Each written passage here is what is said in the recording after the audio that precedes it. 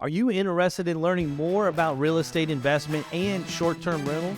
Real estate investing and how to grow personal wealth is a very hot topic in our industry right now, especially with short-term rentals, which is why I'm excited to have my good friend, business partner, and fellow realtor, Tyler Albrecht, on the show today. Tyler joined our team back in 2018, hit the ground running, and hasn't stopped since, growing his real estate business and his investment portfolio to really incredible heights.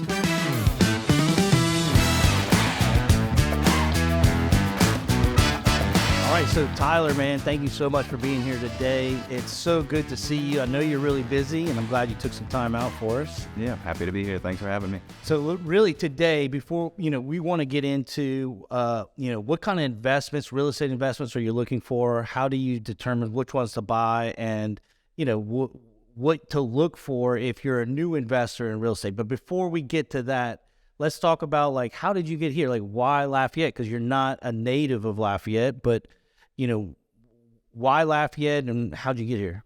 So basically, Katrina got me here. I'm from New Orleans, and show my age, but Katrina hit my senior year of high school, and my school got 10 feet of water. Came out here, went to STM. After a couple of weeks, figured it out. What was that like? Because I remember that, but I was out of school at the time. So being in high school your senior year, I'm sure you were an athlete. You probably played football or soccer or both. And then being displaced, how did that process work? That was very unexpected. I never thought I'd be the new kid in school. Right. I was in my senior year at Holy Cross in the Ninth Ward of New Orleans. And when Katrina hit, I thought I was kind of in denial. I thought I was going to go back to school after a while. A lot of people did. Yeah, and after 2 weeks, my uncle was finally like, I think you, Tyler, you need to start looking for a new school. And that was very heartbreaking because I'd been at Holy Cross since seventh grade. And I didn't want to go to St. Martinville. It's where my family's from. It's kind of where we're staying after the hurricane. Your mom's from St. Martinville. Your dad's from New Orleans? My dad is actually a Yankee from up north. Oh, really? I didn't know that. Yeah, there's a good story about him and my mom, actually. I was in St. Martinville trying to figure it out. Stumbled upon STM. I'd never even heard of the school before. Yeah. There was about a 400 kid waiting list when I got there, and me and my younger brother and Dre were looking for a new school. When I told them I played football and soccer, they moved us right to the front of the list. This was on a Wednesday. I met with all the coaches, never went to class, and on the Friday, I was playing in a game versus, I don't remember who it was exactly, but that game I was in without pretending. Yeah. And the funny thing is at Holy Cross, I was a backup kicker. I'd been on the year riding the bench the whole entire year prior. And fast forward after Katrina, I'm first string at this new school. So you were a kicker in New Orleans, and you got displaced, and then you got pushed. You beat out 400 other people trying to get in, and because you were a kicker. Yep. And how did your brother get in? Because of me. Yeah. Yeah. They said, oh, you play football? All right, you and your brother, y'all are in. Awesome. Yeah, it was great. Did y'all win? We won, and that game, they actually put me as the kicker because they didn't have one, amazingly. And the punter got hurt that game. And then, so the next game, I was the punter and the kicker against Acadiana. That's awesome. And it's kind of all history from there. Okay, so so after high school, so senior year, you're here after Katrina, and then, how'd you, you went to UL, obviously, so. Yeah, so I had a really good year at STM, and I earned a scholarship, a full ride to UL to play for Ricky Russell and the Cajuns. So after Christmas, I went back to New Orleans, and we actually, we finished our spring semester at a couple different schools. We would go to an all-girls school called Cabrini, and we'd go to school actually in the afternoon. We'd have a soccer practice in the morning, go to class in the afternoon, splitting time at this all-girls school for half the spring semester. And so why not finish off at St. Thomas More? I think I was just ready to go home. I wanted to graduate from the school that I'd been since. So it was a temporary thing at STM. You finished the football season and then went to a few different schools in New Orleans. Yeah. Y'all had fixed up your house or everything? House was fine. School had 10 feet of water. But, we had to kind of relocate campuses. During the first part of the fall after the hurricane, they actually continued our school, which is a very historic school. It's one of the oldest high schools in the United States, 150 years old at the time. Wow. So they had to keep the school going. They went to a satellite school in Baton Rouge called Denham. And then after Christmas, they split time at Cabrini, an all-girls school. And then the second half of the spring semester, they brought in mobile homes to our original parking lot in the ninth ward, and we finished in mobile homes in the parking lot. Damn. Yeah. That's interesting. So graduate and you go to UL. What did you study in? I actually was a marketing major for all 4 years. Marketing. Okay. Well, that's helping you out. Yeah. All right. So you go to you come back to Lafayette. You're at UL. You're playing football. You do what? 4 years? 5 years? 5 years. Yeah. Under Ricky Bustle. And you graduated when? Graduated in 2012 with my undergrad, and 2010 with my undergrad, and 2012 with my master's in business. Okay, cool. So then you got your master's, and then you started selling food supplies, right? Yep. Started selling food to local restaurants here in Lafayette. Yeah. Mr. Rocky at Don Seafood was actually my first customer. Did that for a year, and got promoted to work with hotels. We had a big hotel package that we were servicing throughout the state of Louisiana. Did well there, and I'll get promoted again. I was the account executive for all the Raising Cane's and Popeyes food sales in the South. Nice. So I was basically a firefighter. Yeah. I had to put out a lot of fires, a lot of issues with deliveries and delivery drivers and products and misorders. So it was a very good. Taking care of problems mostly. Like they get an order wrong, they call you. They're like, "Why the hell's my stuff not here? Yes, it's the wrong stuff." And so you're the problem solver. Problem solver. Right. Okay. Well, that's basically what an investor is. Yeah. So you're selling food, and then you got into. I know you started Keaty Real Estate in 2018, but you actually started investing in real estate in 2016, correct? Mm-hmm. Correct. Yeah. Tell us like what's a mind frame like for a new young person, like getting just starting your first job, like what was the process for you to say, okay, I'm ready to invest and I'd like to go out and find it, and then how'd you do it? Well, my first property I actually purchased from my dad. So I'm one of 4 boys, and when I got to UL, my brother was already here. My dad decided to give us our first real estate lessons. So he bought a house, and instead of us paying rent to someone else, we paid rent to him. And, Where was that house? that was in Freetown. Okay. That is currently, it's known as the Blue House now. Okay. So All right. I ended up buying that from him. After food, I was working offshore, and I did that for 2 years. And then when I got fired from offshore, when the price of oil dropped, I had a life moment. I had to decide what I wanted to do the rest of my life. And I decided that my dad kind of had it figured out. I'm filling his house with tenants, paying him rent, and he's sitting back in New Orleans collecting checks. I said, I think that's a pretty good model. I think I want to replicate that. That's awesome, man. So that's the house that you started with and you still own today, and you rent it out short term? Yep, that one's on Airbnb, and it's kind of the staple of that corner in Freetown. Yeah, if you haven't seen it, it's right across from the Blue Dog. Yeah, General Gardner and Steve. General Gardner. Yeah, right by the Bulldog. Yeah. Yeah.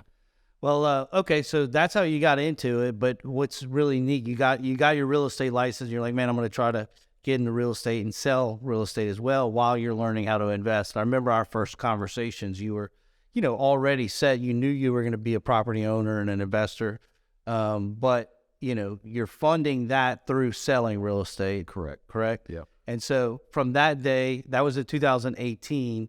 Now, how many properties do you have now, and how long? What was that progression? I think that's important for context for people that are young, that are thinking about getting into real estate, or maybe they're not young, but they're just trying something new. So 2016, I started with the Blue House. I'm up to 22 doors now. Most of them are long-term rentals. 6 of them are short-term rentals, 1 in progress. Okay, great. So, and single family and multifamily. So it's kind of diverse, nothing commercial, but all residential. Did that just happen, or is it just like as opportunities presented themselves, you just decided to buy it, or did you intentionally move toward short-term rental and from longer term? It's a little bit of both. It was definitely intentional. I had a goal that I wanted to get to 25 units in a certain amount of time, and like anything, I found that the harder I worked towards that goal, the luckier I got. So I was looking for houses in great location that would be low maintenance with motivated sellers. What I noticed about you from day one is you identified yourself as a investor, and I remember you're saying I'm a real estate investor, and I knew you only had one house, but your mind frame was there, and like the way you presented yourself and the way it was almost as if you already had 22 doors when I first met you, the way that you were going about it. So things do open up when you have that sort of mind frame that, hey, I'm a real estate investor. This is what I do, and I do it well, you know. And I know there's a lot of lessons along the way. I know it wasn't, easy living or just, an easy road to get to where you are now, but you made it and you're still continuing. But tell us a little bit about that process, because you go from one house, one rental, to now you're building out, multiple properties, on one single lot. Like let's talk about that a little bit. Yeah, it definitely wasn't easy. It was definitely a grind, and I kind of had to wish it into existence and basically say what I wanted to be before I was it, because how am I going to find a motivated seller to sell a house if I don't tell them that I'm a real estate investor? So I'd go around and say, hey, look, I'm a flipper, I'm a real estate investor. Do you have any properties that you're willing to sell? And that's actually how we got our third property, is just by that kind of process, talking and networking. Where is that property? That one's in Scott, and it's a 4-bed, 2-bath. We're getting $1,550 a month for it now, after full renovation.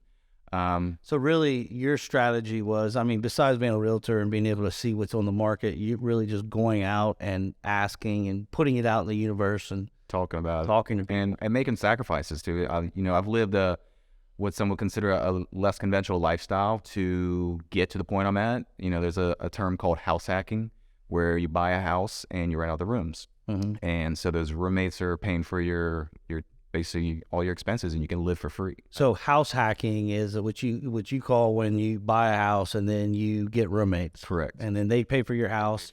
Yeah, and then you take some equity off of that house and buy the next one. Is that how you did it? Yeah, so there's a great method called the BRRRR method. It's called, the BRRRR stands for B is buy, rehab, rent, and then refinance. And you can repeat that process. And the benefit of that is, as you know, a couple different reasons. If you were to buy a property and then rehab it and sell it, you'd be paying capital gains taxes. All that work and effort and money that you put into that house, you kind of give into that next owner. I'd rather keep that home, all that work, all that equity, and instead of selling it, I could pull the cash out by just refinancing and pulling out what equity is in there and apply it to the next property. Yeah, and I think that's interesting, because a lot of people have the misconception that most investors are saving their money to buy another property. And I know, like Tyler, there's nobody saving $1 million buying an apartment complex. What they do is exactly what you're doing, is buy a property, refinance it, take that money out, refinance or trade up with like a 1031, avoiding those taxes, until you get to the point where you are buying $1 million apartment complexes. But there's nobody out there saving their money up for 20% down on a big purchase like that. No, and you don't have to. There's so many programs now, as you know, that you can get into properties for no down payment or 3% down. And so that's kind of my goal most of the time. And that's what strategy I recommend to other investors that are looking to get into it, is to try and get into properties with as little money out of pocket as possible. And you can save money for the rehab or for the next one. Yeah. And that's one strategy. The other is, if you want to save your pennies and put more down, you'll have a lower monthly note and you have a little more flexibility on what you can get for rent. And if, you fall in hard times, or if rent rates go down. So there's different ways of looking at it. But for me, I like to leverage the bank's money as much as possible. And then you're able to save your money for the next one. So basically, like Rich Dad, Poor Dad type of book, like leverage the bank as much as possible to buy the next property. Exactly. And just keep adding on to it.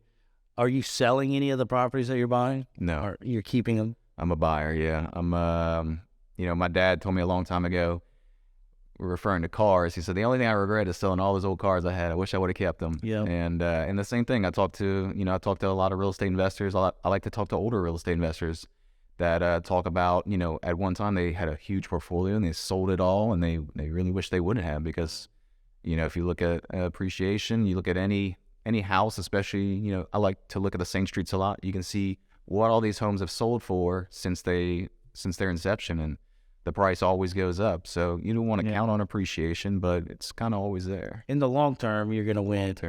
Short term, it's up and down, but it's always increased unless you're in a dying town like we were in the 80s when we did die. But even in those cases, it usually comes back. There's a few exceptions to that. Like if you're in a coal mining town and the factory closes, there's nothing left. Sure. So, but yeah, it's very interesting to have that concept. And one of the, like your dad, the biggest mistakes I've made was selling my properties. In the past, I had one in Boulder, Colorado, which biggest mistake of my life. I sold it and I should have had it. But you sell it because you get to that mind frame where, especially it was in another state, that I can't deal with this anymore. Like, something goes out and I'm dealing with it and everything. And I know for me, and I don't know if it was for you, I know you now use our property management company, but like that completely changed my threshold for real estate. And now I'm buying as much as I can, if it's the right deal. So what, do you manage all your properties or do half and half or what? How do you work that? So right now I manage about half of them. Keaty Property Management does a great job managing about half of my long-term run. That has to have freed up your time and just your mental capacity and the bandwidth to like, you're not getting that initial call. You might still get a call from the property manager, but you're not like jumping when something goes wrong. Exactly. I found that, as I accumulated properties and, with every property there's issues and maintenance and turnover and rehabs that are needed. I was kind of starting to be a bit of a bottleneck, being maybe a little too picky on tenants, and I needed to free up my time. My time was becoming more valuable. So I always told myself and told other people that I wanted to do everything in the beginning. I wanted to manage all my properties. I wanted to do all the repairs. That way I know what goes into a property. I know what's behind the walls. I know how much things could cost, and I know how to work with contractors. And then one day when my time was more valuable or I just didn't want to do it, then I could dish it off into a property management company. So when you're running your numbers for a long-term runner, you always want to include 10% for property management. If you're managing yourself, you get the 10%. And when you're ready to dish it off and free your time up, then you already have that built in to pay, the property manager. Yeah. And I mean, and 10% is not much either. Like as far, at least for me, for my time and my effort, you're talking about like, if I'm getting $1,000, for instance, on one of my properties and I'm paying 10%, that's $100 that I'm paying. But, my time is worth so much more than $100 an hour. So like one phone call or one problem or one late check that I have to, stop what I'm doing in order to deal with it. It is the bottleneck. And you lose your appetite for continuing to go that direction because you're like, man, I just don't have time. I don't want to deal with it. I mean, I got another tenant that's got a plumbing issue, and it might just be user error or whatever it is. Yeah, and so it's like those are the things that actually I have seen more investors get out of investing. It's not because of the revenue or the expenses. It's typically because they're just tired of dealing with the tenants or whatever else. Because it could be one issue catching you on a bad day that you're really busy that just throws you completely off, and you're like, no, I don't want to buy any more of those. Yep, it will wear you out. Yeah, and you have to remember your why. What's the reason you start investing? You start investing for financial freedom and to be happy and to have multiple streams of income. And if you're not happy and you're just wasting all your time dealing with all these issues and you're getting worn out, getting to the point where you don't want to buy any more properties, it's definitely not worth it. So I can't put a price on what it's worth. It's 10%, but yeah, the peace of mind that it gives me and the freedom that it gives me to go pursue other deals and add to my portfolio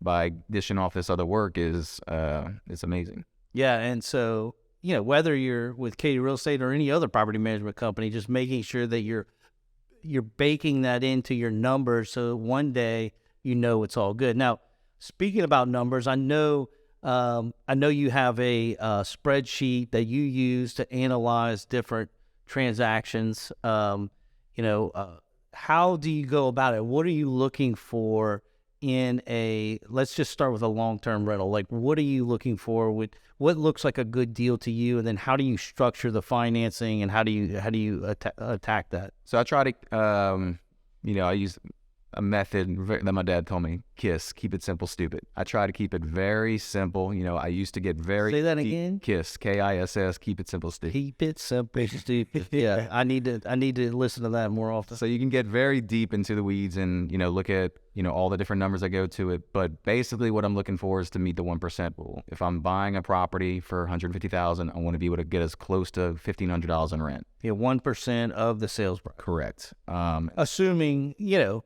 there's other factors like improvements and stuff that you may have to make, but you take that into consideration. So like, let me clarify that, because the house may be, let's say, you know, you can work backwards. You could say it's worth $1,500 a month fixed up. Correct. So all in, I need to be around no more than $150,000. But you might be buying it for $110,000, and you need $40,000 to put in there. But that's what you're looking at, like not the sales price, but the end investment price is $150,000 if you're making $1,500 a month. Right. And you're either going to find a property for maybe 100, 110 that needs rehab, and you're going to put 30, 40,000 into it. And at the end of the day, it's going to be 150 in, and you'll be getting that $1,500 in rent. Or if you want to buy, a property that's already renovated for 150,000, you know, you don't have to do the work and you rent it out immediately. I've done it both ways, and both you can be successful with. Right. And I mean, when you're fixing up, do you have your own crew? Like, who's doing all the work? So I've got a couple contractors that I like to use and subcontractors like to use. I've got people now that I know, like, and trust. I can give them the keys or the combo to my properties, give them my credit card and say, hey, go fix this problem. And I can't put a value on what that's worth to me, because it's hard to find good contractors, and it's hard to find people that do good work and that you can trust. So when you have the team built around you, that really makes such a huge difference in my life. Yeah, and I do remember, like, 2018, you telling me your plan, and part of your plan was, I'm going to do all the maintenance, I'm going to do the fixing up, and I told you then, I was like, dude, your time's going to be too valuable for you to be doing a $15 an hour job of painting or fixing the toilet or whatever else. And at first you didn't see it, but now you've given in. Like, there's people that are probably better than you at fixing a toilet, or better than you repairing a floor. You could do it, no doubt, but, you know, when you're starting to build a portfolio, you know, your focus needs to be on that, in my opinion. You were exactly right. And, you know, at the time, I didn't, you know, I thought maybe, I don't know what I thought. I was like, no, you know, I mean, I'm sure it makes sense for you, but for me, my time was not valuable. I didn't have the knowledge I have now. I wanted to learn, but I was looking forward to get to the point, I guess, that I'm at now, where it makes sense for me to pay other people to complete these tasks. So I know that you've used different contractors for different things. Like, how do you go about building that relationship? And is it a referral-based relationship? Like, how do you initiate, you know, those relationships with the electricians, the plumbers, and then how do you nurture that so that they want to come to work for you versus go to another? That's a great question. So it's definitely a lot of networking. You know, I lean on you and other people that are kind of in the same field of, who do you use for this? Who do you got? Who's doing a good job for you right now? Use them, trial and error. If they do a great job for me, I keep using them. And how do you get them to keep wanting to work for you? You pay them, and you pay them quickly and hassle-free. Yeah. You pay your contractors, because those are people that are supporting your business. And so I make sure that I am vigilant, and I know that I'm going to be able to pay them very quickly, make sure they get the job done correctly, and we can move on to the next one. Yeah. And you know, we've had relationships with good electricians, good plumbers, and we have some very good connections. I know you have your list of people that you have actually on 110% in the corporate club card, your VIP crew. So, but I have noticed some of the people that you form those relationships with, they, you know, life happens to them too, and stuff goes on. Like, I had an electrician, he lost his leg, you know, like, things are going to happen. So you've got to be open to always looking for that next person and building that relationship. I think that's part of the most important part of the puzzle, is having the team around you that you can count on, because, and what happens is, you know, somebody who's really good at their job, they're going to get busy. You know, and sometimes that the prices start to increase with that, you know, as their time gets less and less, and our time gets more and more valuable. You know, sometimes their prices get to a point where you can't afford it. Well, that's just nature. That's just natural for that to happen. And so, you know, I have, you know, it's frustrating sometimes where you're like, man, you know, last year your prices were here and now it's here, and I get it. They're busy, so they got to do what they got to do. So having those other trying different people out definitely is something that you've got to be able to do. Yeah, and they, you know, sometimes those guys like plumbers are a premium right now. They'll say, hey, look, I'm too busy, but maybe call this guy. And you know, you want to treat them like your friends. You want to treat them like family. You want to be looking out for them. You want to be looking out for their business. If they know that you have their best interest in mind, then they're gonna be looking out for you. And when you pick up the phone, you know, after a freeze and everybody is calling them, you know, you might get first service since you pay them quickly and you take care of them and you give them consistent business. So are you like, let's talk about your the actual establishing which products that you want. Do you have like a besides the 1% rule, do you have like certain guidelines of houses in certain areas that you're looking for? I mean, you know, you and I both sell real estate, so we know that there's a difference between, you know, the high cash on cash return versus the long game. What part are you looking into staying in? What's your lane? So I like to buy, my favorite for long-term investments is 3-bedroom, 2-bath, single-family homes, brick exterior on slab. The reason for that is low maintenance. I want everything in my life to be as low maintenance possible. And so brick, slab, and you're good with it. 3 bedrooms, 2 baths, type thing. Yeah. So I mean, you got to rent a house out by bedrooms, right? So if you only have 2 bedrooms, you know, the cost for a 2-bed, 1-bath is kind of high per bedroom compared to a 3-bed, 2-bath, or even a 4-bed, 2-bath. So I think the 3 and 4 bedrooms are kind of a good niche for the long-term rentals. And having a brick exterior, you never have to paint it. You know, in metal roofs, I'm putting metal roofs on all my properties now. They're supposed to be lifetime or 50-year. Hopefully I'm only replacing them once and then I'll be done with them. Yeah. And I like to invest close by me, within 10, 15 minutes of where I live and work. Keeps it easy to go checking my properties, you know, after hurricanes or after freezes. You know, all of my long-term rentals, no problems after this last big freeze that we had. No one had frozen pipes, but in the personal home that I'm living in now, it's up on piers. We had everything froze, plenty of busted pipes. So it's just another reason, a reminder really, that I'm doing good on the long-term properties, investing on properties on the ground that are a little better insulated. Well, and so that's the long-term. You're looking for simple, like very basic, as little maintenance as possible. Yep. Do you keep, like, I know some people take out the disposals and the dishwashers, or do you keep those in there? So I'll kind of keep a property as it is. I don't look for properties with disposals. That's a good point. I don't like disposals. I will take those out, but I'll keep the dishwasher. I won't really add a dishwasher or add a disposal. It's just more things to break.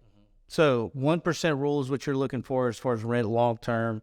How are you financing these? Yeah. So I've got a local bank that I like to use for these investments, and they do a great job for me. My banker's name is Ben. He works at an American bank, and the reason I use them is because they offer an excellent product. Shout out to Ben at American Bank. What's his last name? Rigu. And so what they offer is 85% loan on appraisal, not on purchase price. Right. So it's all about finding a motivated seller and getting a property under contract for a great dollar amount. Right. So like if it's a $100,000 house and it appraises for 120, they'll give you basically 100% of that money. Exactly. That's a big. That's how you get into the business without any money. Right. You know, and I know you're also a realtor, so you could also ask for a commission, roll that into your closing costs, or even increase the price to include that. Yep. And you've got a little bit of money for holding costs or improvements or whatever. Exactly. Yeah. It's a great way to get into properties without having to come out of pocket. And like I said earlier, that's my. And so you got 1% rule. Then the other thing is you're looking for basically properties that are 80% of the true value of the property, so that you can come in with no money. Correct. Yeah. I mean, any bank is going to want that 20% cushion in case you stop paying the note and they have to foreclose on you. So if you can find a property and get it under contract for a good price with some equity, that bank is going to loan you everything you need. Yeah. And so that's the key. Like you got to have that equity baked into the deal in order to get the 100% financing. Yeah. And when you don't, I mean, do you buy properties that are just good deals that you're buying them for what they're worth? Sometimes, yeah. Like in the last year or two, you know, it's been a crazy buyer's market. So there's been a lot of competition. So we want to keep acquiring properties. I'm not going to wait for the market to turn to keep investing. Now that you have some money, you can look for properties that if they have a good cash flow, you'll buy and you put 20% down. Yeah, if it makes sense and the numbers work, we're still going to purchase the property. You know, we bought it. One of our last properties we kind of bought with a tenant already in mind. We have a company that we rent to. I won't say the name, but they were expanding. They were looking for more housing for their employees as they train them. And so they came to me and said, hey, we need another house. And so with a great tenant in mind, you know, we paid a little more than we wanted to, but we had a tenant day one. No. So you still met the 1% rule? We were a little over or under it, I'd say, but all our bills are paid. Yeah. Really, at the end of the day, if all our bills are paid, even if we're not making any cash flow, we're still building that equity into the deal. Are you raising your rents now that, you know, we've had inflation the last 2 years? We're about an 8% CPI index. Are you planning on going up at all? Yeah, we're having to go up on rent, inflation, and really insurance. Insurance has been killing. Yeah, insurance. We've all got hit on that this year. Yeah, I mean, to give you one example from my portfolio, I bought a little 2-bed, 2-bath house in 2019, and the homeowner's insurance was $950 a year. Now $2,600. Cool. It's coming in at. So we're reshopping every policy. It seems like to just find the best rate. You know, Insurance, as you know, has been really tough because there's been a lot of companies either pulling out of Louisiana or not writing new policies, and so the rates have skyrocketed. Right. So, you know, I don't know if you've done this, but are you buying your properties back, like the ones that you're paying full price? Are you still using Ben over at American Bank? Yeah. Okay, so he's financing all those. Yeah, we just have to come out of pocket a little more than we'd like to, yeah. Because, you know, one of the things that I'm recently been doing lately, you know, is purchasing our investment properties. You can buy up to 10 properties with 5 Fannie Mae, 5 Freddie Mac, backed by the government, and one of them being your investment, your primary residence. So that's 10 properties or 9 properties that are investment properties that you can go through and get that long-term financing from, you know, by the government backed one. So I've been buying some of our investments lately as, you know, the going through that program, which is really great because 2 things is they allow you to use the rent and revenue from those deals immediately. So if I go out and buy a house tomorrow and we close on it and we got our tenants in there, they're able to use that revenue so I can go out and buy the next one right away. That makes it incredibly easy to scale. Yeah, it's just, you know, you do have to put 25% down on those, but you got a 30-year note. Yeah. So it's amortized over 30 years, so your note's a lot less, which is important, especially now since interest rates are high. But the caveat to that is it's got to be in your personal name. So I buy them in my personal name. Even if I have a business partner, we buy them in my personal name. He buys his in his personal name, but we still treat it, since we're being taxed, you know, as a single member, you know, it still comes right back to you. But, you know, it's a way you can go into some deals. You just got to get a little creative with your operating agreement and your accountant and everything else to make sure you're doing everything above board and doing it the right way. Yeah, you got to have your ducks in the row, especially, you know, partnering with somebody. It's got to make sense for both sides. And you want to get somebody who's got the same, you know, core values and the same, you know, vision as you, because you don't want to have that problem where, you know, you end up in a boat where somebody wants to sell and you want to keep it, and then what do you do then? Yeah. And look, I mean, I have one partner. It's my mom and dad, and we started early on. And, you know, early on, it was interesting. I was asking my dad all the questions about investing, and now it's kind of flip-flopped to where he's asking me, and I'm kind of running the show and taking care of it. And the student has become the teacher. Yes, exactly. And it's been with your help that I've learned a lot. You know, you were talking about earlier. I wanted to say when I was changing out toilets and doing all the repairs myself, I wanted to learn all that knowledge, and talking with you, you know, you said one day your time's gonna be worth more, and it is now, and it's nice to have that foundation and all that knowledge of what it takes to do the repairs and everything yourself, but being able to pay other people. Yeah, I mean, it's good that you know how it needs to get fixed, but it's not something you should be doing. There's somebody else out there that can do it better, faster, and although it might cost money, it's still cheaper. Yeah, and for young investors, you know, I encourage you to do your own property management, do your own repairs, do your own maintenance, learn the business. You're gonna gain so much more knowledge from doing yourself, and you know, you don't make mistakes in real estate. You learn expensive lessons, and all those lessons added up. Eventually, you're gonna know everything that goes into it. And I mean, it's fun, but it's work, right? It's work. I mean, and it depends on what type of properties you're looking at. Like, your properties are not on the lower end of the spectrum. You're kind of in the middle, and that's the cash flow's not going to be as strong, but the appreciation is going to go up. Like, there's properties in fourplexes that I can tell you right now will give you 20% cash on cash return, but the higher the cash on cash return, the more work it will be. Period. The more you're going to work for it. And so when I start explaining that to some people, because we hear people all the time, I want to get an investment, and then we sit down with them, we come up with a strategy. What exactly does that mean for you, and what do you really want? And then we can show you the different pillars at each one, and then come to find out, like, yeah, I want an investment, but I want cash flow, but I don't want that. And that is important. And some people say, yeah, I do want that, and I'm prepared to do what it takes to get that high cash on cash return, but it will be a job. Oh, yeah. And the more the cash and the riskier, the harder the work will be. Yeah. And when I say risky, I mean risky in the fact that you're going to have more turnover, you're going to have more problems, you're going to have more issues with collecting rent.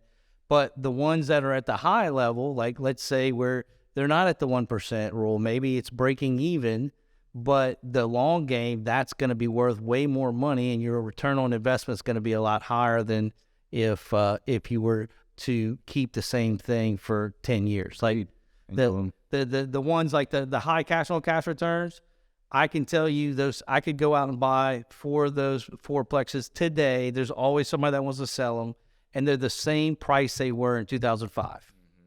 The value does not increase, but the rent that has increased slightly. So it's interesting to see that, but the reason why is because it's more work. It's not going to appreciate. It's going to stay where it is because of the location or the area they're in. You're exactly right. As a real estate investor, your problems come from 2 places: bad renters or bad properties. So, and they kind of go hand in hand, right? So if you have a bad property that's in disrepair, things are breaking all the time, you're going to attract probably a bad tenant that maybe has a bad credit, or it doesn't usually pay on time. There's problems on their history.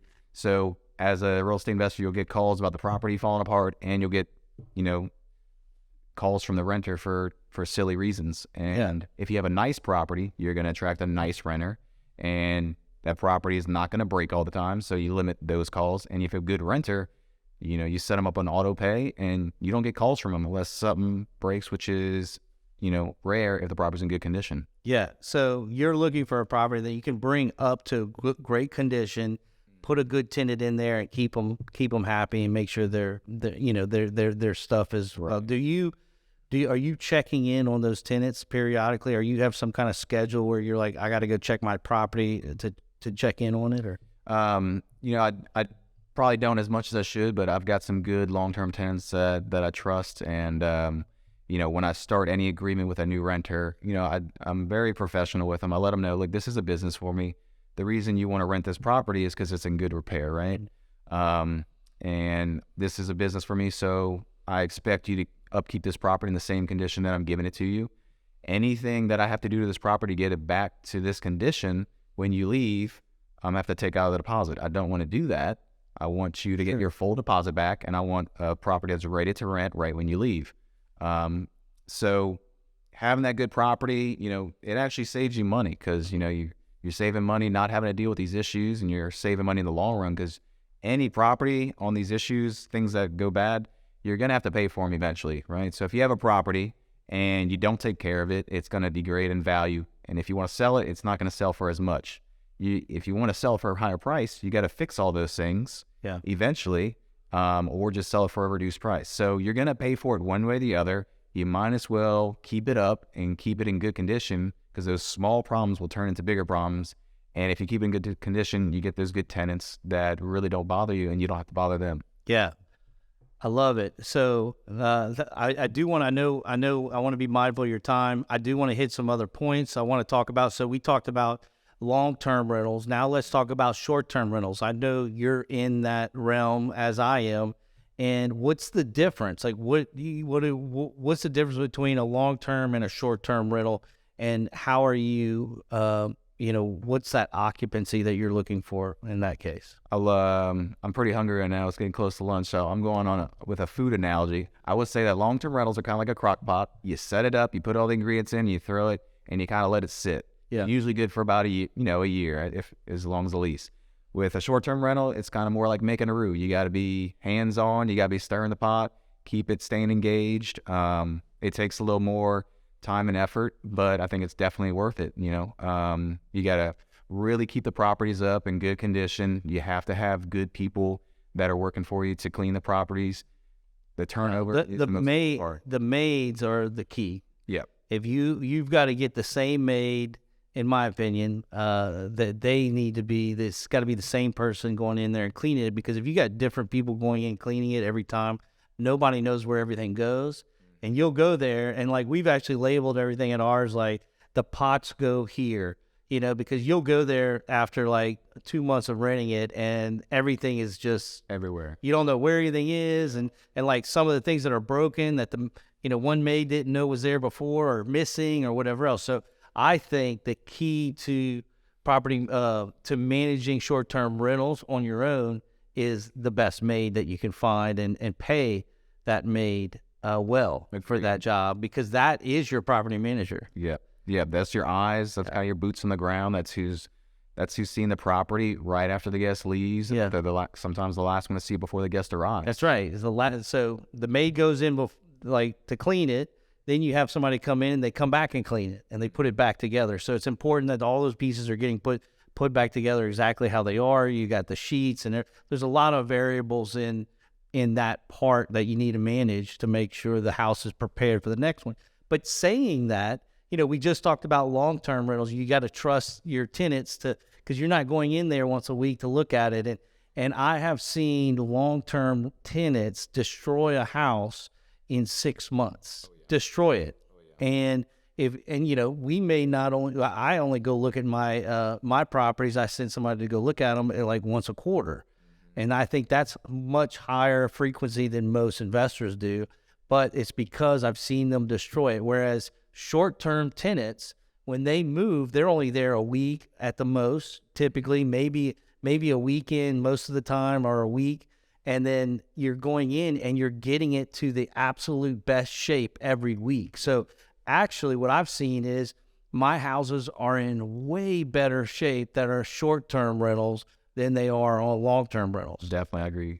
Because you're basically doing a deep clean every single time, and everything is perfect. So whereas, you have a long-term tenant, they may have animals, they may have, just be live their life differently than others people, and it can just completely destroy it. So I think that's it's almost I know for a fact a lot of people think short-term is is harder on the house than a long-term, when it's exactly the opposite. Exactly, that was a big misconception. When you have long-term renter, they get settled. They hang stuff on the walls. They have pets. They have, accidents in the house, and it gets torn up, just wear and tear. Yeah. And on the short term, they're there, they're enjoying the space, but they're not getting settled. They're not putting all their stuff in there and bumping the walls. And between tenants, you have paint touch-ups and everything that you can do to fix everything that breaks. And I find you get a better return with less occupancy.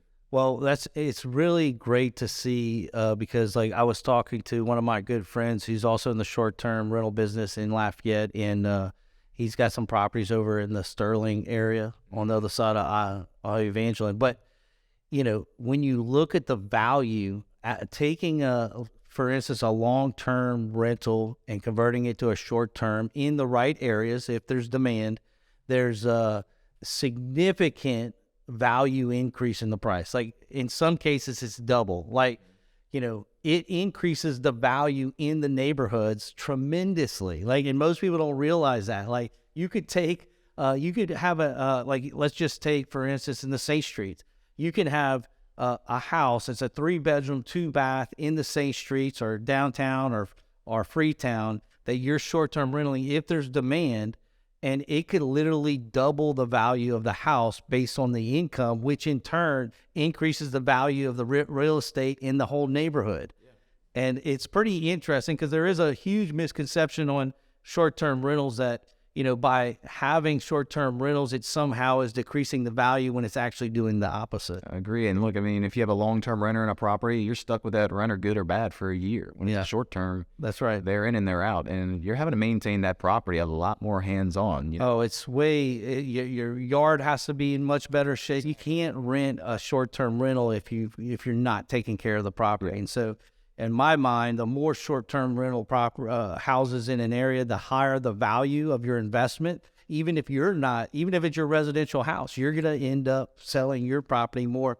And that is across the board. Agreed. And the only negative is the values can actually increase to a point where residents can't live in the place anymore because it's worth too much. So that's the negative, is like, okay, well, now the houses are just too expensive. And we've seen that. I mean, that's the definition of gentrification. I mean, you see that in like Venice, Italy. Danielle and I went to Venice, and we were taking a gondola ride, and I was talking to him about real estate, and he basically said, there are no Venetians in Venice anymore.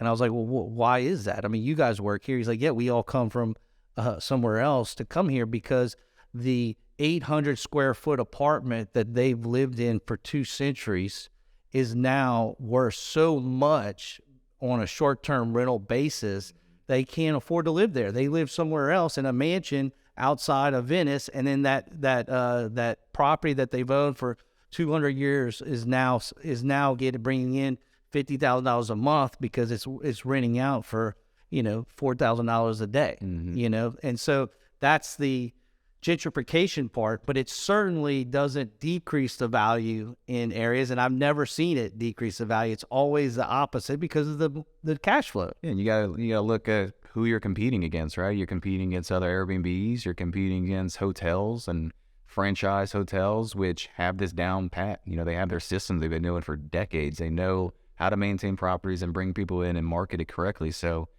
it's an interesting mix of your personal property, but you're also, when you want to be successful and you want to be a super host, you have to run it with efficient systems. What is a super host? So super host is someone, a host on Airbnb that keeps certain standards, right? So they have no cancellations, high reviews. There's a couple other criteria, but basically you just have to do a really good job. Keep your properties clean and treat your clientele correctly. Yeah. And it kind of pushes you to the top of the search results. I know that there's also some risk with short-term rentals in certain people taking advantage of that, because we've had a case where, some people are renting properties, and you could go to YouTube and just Google how to rent a vacation home for free for a weekend. And unfortunately, people do this. They'll actually go to your house, stay in it, and then, start moving furniture and refrigerators to take pictures of dirty, like dead roaches or something behind something or whatever. They look for anything they can. They take pictures of it, and then they send it to VRBO or Airbnb, and they get all their money back. And Airbnb will shut you down for that week. It's pretty crazy. There's like a whole network of these people going around staying in these places for free. Well, luckily I haven't run into them yet, but I know there's all kinds of people that, don't have the best intentions out there. And you run into those, it's inevitable, just as far as if you rent out your place a lot, you try to screen the best you can, but some will slip through the cracks. You just try to do the best job you can. And speaking of that, I remember when you first rented your place, you had built a house behind your blue house, and now you have a garage, an apartment, and then another apartment above it. And what do we call that place? Freetown Flat. The Freetown Flat. So I remember the weekend you did, because like it is nerve-wracking getting into short-term rental business because you just don't know what their demand is. And like back when you did that, I didn't know about Air DNA, which I do now. Like Air DNA, you can go and pay for a service, and it'll actually combine all of the markets and the demand and the rentals from Airbnb and VRBO, and it'll give you, here's what you should expect in revenue. And now it's like open. But back then, and when I started, I really didn't know, like in downtown Lafayette, what is the demand. I had one in the French Quarter, I had one in the in Grand Isle, and then I had Lafayette, and it was jumping, head first into this because I didn't know if I was going to be able to rent it out. And when you start booking it out, you may only get one booking this weekend, and then you book one 3 months from now. But what about between there, But I remember the first one, you didn't have a very good experience. So let's talk about that. No, it was horrible. When I was building the Freetown Flat, I wasn't sure if I was going to do a short or long-term rental. And I was kind of trying to figure it out during the process. I was thinking, who is coming to Lafayette? But turns out plenty of people are coming to Lafayette for every reason. Business, weddings, funerals, pleasure, road trips. And that first guest I had, I kind of got catfish. They had a nice profile picture, clean cut, in a suit. They said they worked offshore as an engineer. Came in town, and he did not look like an engineer. He did not have any job that was offshore. He came in, booked it for 30 days at a very discounted price. Don't do smart pricing, by the way, on Airbnb. They will drop your price and just let anybody in there. And so this guy, he put up visqueen over the windows. He had a gun inside. He had a bong. He was smoking inside. Yes, he had cigarettes, all kinds of random people. And you just finished redoing. It was a brand new build. Did he have like a party or something? He had a party, and he locked himself out in the midst of the party around 11:30 p.m. and called us to come open it up. And that's when we, saw this stuff inside, and we asked him to leave, and he just said, "No, I'm not leaving." I said, "Okay, well, I'm asking you to leave nicely. I'm trying, I know what you have in there. I'm trying to be nice here so you don't go to jail. My next step is going to call the cops, and they're going to come remove you." And he said, "Okay, call them." And I said, "Okay, I will." And I did. And 2 hours later, he was out. That doesn't normally happen. No. That was the last time that ever happened, or what? That was the first and last I've had the cops, and I've only had to kick out one other person since then. Same thing, kind of having parties. But everyone else besides in between those two guests have been wonderful. But I think it's important to I know my wife handles most of our personal stuff that she rents, because she's invested in our place that our kids were born in, and she does not allow events. She doesn't allow parties. Of course we know they have like parties. When I say events, I'm saying she doesn't allow bachelor parties, bachelorette parties, things like that. We do events as far as like, people who are having a reunion or something, they'll go and do there. But it's important to keep your finger on the pulse and listen to your neighbors so that you don't have that kind of problem, and you remove it as soon as you possibly can, because you have to be sensitive to the people around you, But the good news is you can get rid of them, and they're not there for 6 months or a year, but you do need to be, a good neighbor and be respectful and honor your neighbors' opinions about what's going on, and work with them and make sure they understand that you are not out there just to make a buck. You want to be a good member of the community or the neighborhood. Exactly. And, being a good neighbor, it's beneficial that they're your other eyes beside your cleaner. If you're not checking on your property, if you have a good neighbor, they'll tell you. Like I just had a call yesterday while I was working in the yard, an anonymous call on a duplex that I bought last year, and they let me know that the neighbor next door is blowing all his leaves under my house, which is on piers, which is going to, attract bugs, moisture, could be a fire hazard, all this stuff. So having those good neighbors near you, whether you know them or not, is super beneficial. And to have a property and keep it in good condition is key for short-term rentals. You want to be consistent. You kind of want to run it like a franchise and just have good systems in place so that each stay for each different client or repeat clients is the exact same. You want, like McDonald's, that's why they're so successful. They have amazing systems in place. So what are you looking for a certain thing for short term, or is it just by accident, or do you want to be in like a downtown area, or like what if one was, what would that house look like today if you were looking to buy something? Yeah. So, I have my way of doing it. I'd like to keep my properties close to downtown Lafayette. I've seen other people be successful having short terms, everywhere else in Lafayette. But for me, I want to have my places where people are going, where they can even walk, ride bikes, or drive. So I like to have all my properties in or around downtown, because downtown Lafayette is growing. It's we're one of the fastest growing cities in America, and is that right? Yeah, and I did not know that. Our downtown has been a huge catalyst for not only Keaty but the region, and so being able to kind of piggyback off of downtown has been great, and it's mutually beneficial for us to grow together.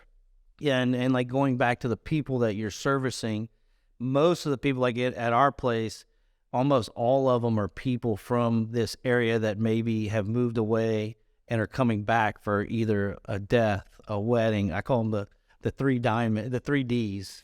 Diamonds, they're getting married, death, or divorce. And so they're people coming in, and they're either I'm sorry, not the fourth D is diapers. So they're either coming in, either you're renting to somebody who's getting a divorce because they got kicked out their house, or they're there for a wedding, or they're there for a baby coming in, or they're so diapers. Yeah, that's it. 4 Ds. Yeah, we've had all this too, and it's extremely flattering when a bride decides to use your property to get ready for their wedding, the night of their wedding, or even I've had them for honeymoons and engagements.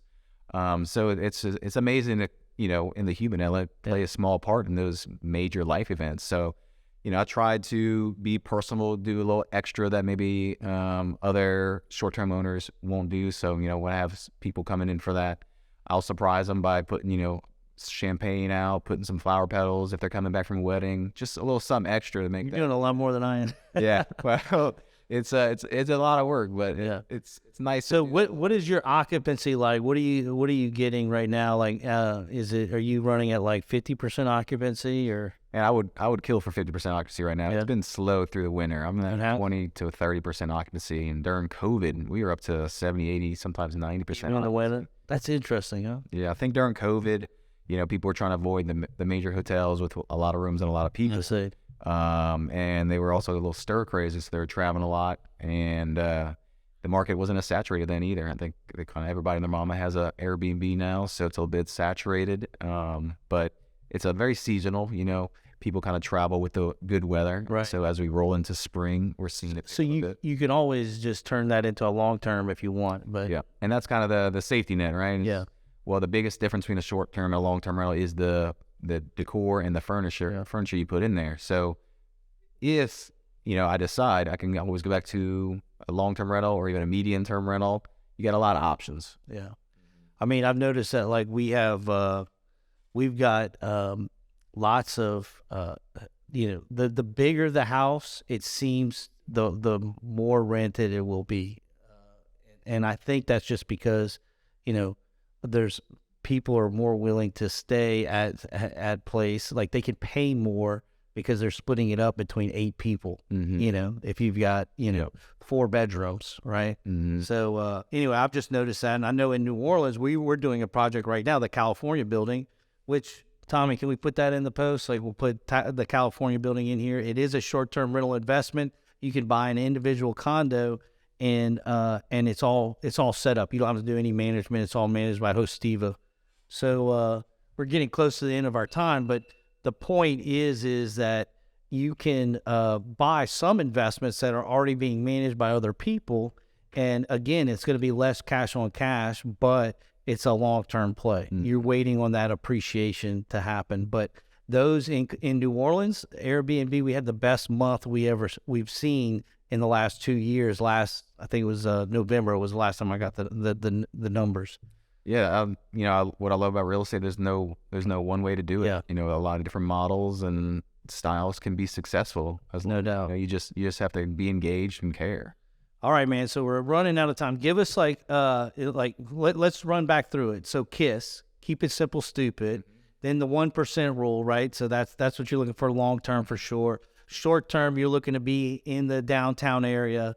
Financing, you're looking to hopefully with Ben over at American Bank, they're doing 80% of appraised value, not of the sales price. So go out there, find a good lender that you can work with, and make sure you're checking all the bank's deals. We also talked about how you can get a 30-year amortization with 25% down with a Fannie Mae and Freddie Mac, which I think is really cool. And Airbnbs, you want to be in the downtown area. I would suggest just add to that, go on to AirDNA. Get an account with AirDNA in an area that you want. It's, again, AirDNA. And I think it's .co, maybe not .com, but you'll find it, AirDNA. And they'll be able to give you all the stats of the market currently in whatever area you're looking at. And keep it within 15-minute drive of your area that works for you, right? Yep. And have a good team. Yeah, have a great team. And don't be afraid to pull the trigger. The first house you buy is usually the hardest and it's the scariest because it's the fear of the unknown. But get a good licensed professional realtor to help you buy your first property, live in it for a year, and then rent it out after that. Yeah, and I think having a realtor, because we know, like in our business, with the really good deals, we're selling them to our clients. And so if you're not talking to a realtor, you're not going to get the good deals. So, get with Tyler, come up with a strategy, find out that, saying I want to be a real estate investor is a very broad area. You need to really focus down and see what is your goals, where do you want to be 5 years from now, 10 years from now, what does that look like, and what kind of properties do you want to be? And Tyler can sit down with you, go through exactly the strategy that you should be looking at based on what your needs and your desires are, right? Exactly. And how to get a hold of you if they need to get a hold of you? Call me, 337-780-9698, or come into Keaty Real Estate. Pick up the phone at TylerAlbrecht.com. Yep. Yeah, so we'll put his link down at the bottom of this. If you have any questions, or even if you're not using Tyler, give him a call. I'm sure he'd be glad to share any knowledge that he has with you. And Tyler, I can't thank you enough, brother. Thanks for your time, man. Congratulations on all your success. And we're going to end with, what is the number of deals doors you want to have by the end of 2025? By the end of 2025, I'd like to be at 50. I'd like to double it. Awesome, man. You can do it, brother. Thank you, man. Appreciate it. Peace out.